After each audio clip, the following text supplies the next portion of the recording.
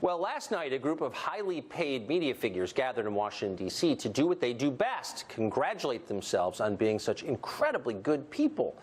It was the annual First Amendment Awards. This show wasn't nominated, by the way, and to the literal-minded, that might seem a little odd. We've spent the last 2 years almost alone in Washington, by the way, defending the idea that the unpopular ought to be allowed to say uncomfortable things in public. That was our understanding of free speech. But this is 2019. The point of the First Amendment Award is now just the opposite. It goes to the media executive who has worked most tirelessly to punish the people he doesn't agree with and force them to be quiet. Given those new criteria, this year's award went to, of course, CNN President Jeff Zucker.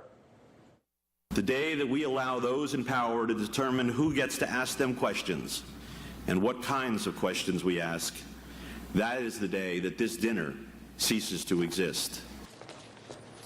Who gets to ask the questions? Now, whatever you think of Jeff Zucker, he is not encumbered by shame.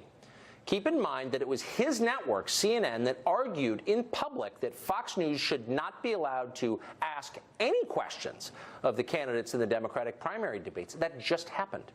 It was also CNN that demanded that radio show host Alex Jones be silenced because Jeff Zucker didn't like what he was saying. CNN waged a long campaign against Jones. It worked. Jeff Zucker silenced and deplatformed his show. It was a stunning defeat for free speech. So naturally, Jeff Zucker just won the First Amendment Award.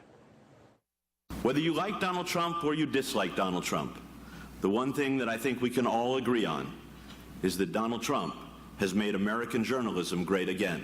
At CNN, our core mission is to tell the truth, to hold those in power accountable, even when it's uncomfortable, especially when it's uncomfortable. CNN's mission is to tell the truth. Well, maybe someone ought to tell Carter Page. CNN falsely suggested he was a Russian agent and helped destroy his life. Or tell it to the Covington High School students. Jeff Zucker's network slandered and shamed and tried to destroy them, all on the basis of lies. The truth? Well, maybe the judge will believe that. Zucker had better hope so. CNN is facing a $250 million lawsuit over their fraudulent Covington coverage. Lots of luck. Jeff Zucker doesn't want to talk about any of that, so as always, he changes the subject to, you guessed it, Fox News. This administration has made it abundantly clear that they do not have respect for or tolerance of a free and independent press. They call us the enemy of the people. They limit our access. They selectively grant interviews, most often to outlets that have assured them that they will follow the script.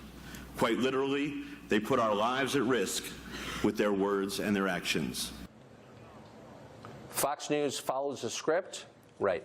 This is the only network on television where you won't hear the same script every night. It's the only news channel that deviates in any way from the other 10. They are united in total conformity. We are different. Zucker hates that. He prefers strict obedience. Jeff Zucker would shut down Fox News tomorrow if he could. Just the other day, Zucker said that Fox News has, quote, done tremendous damage to the country. How? By disagreeing with him and his friends. This is not the behavior of someone who supports free speech. It's the mark of someone who wants to crush free speech and has. And yet in Washington, people like that get First Amendment awards. It's grotesque.